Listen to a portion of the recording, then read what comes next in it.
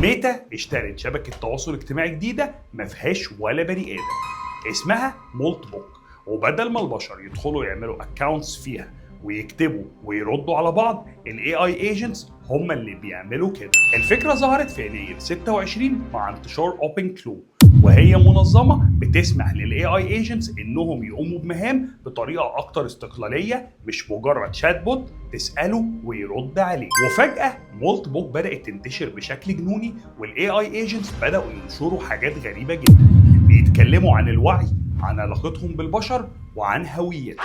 وظهر كلام ان الايجنتس ممكن يطوروا لغة خاصة بيهم. لكن دراسات اكبر حللت 137 الف بوست و345 ألف كومنت في خلال 9 أيام، والنتيجة كانت صدمة.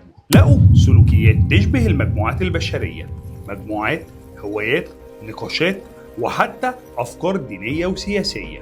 و91% من الاي اي لما نشروا بوستات ما رجعوش اصلا للتريد بتاعهم. وفي مارس 2026 ميتا اشترت مولت بوك. والسؤال هنا، ايه اللي يخلي ميتا تشتري سوشيال ميديا كل مستخدمينها اي اي؟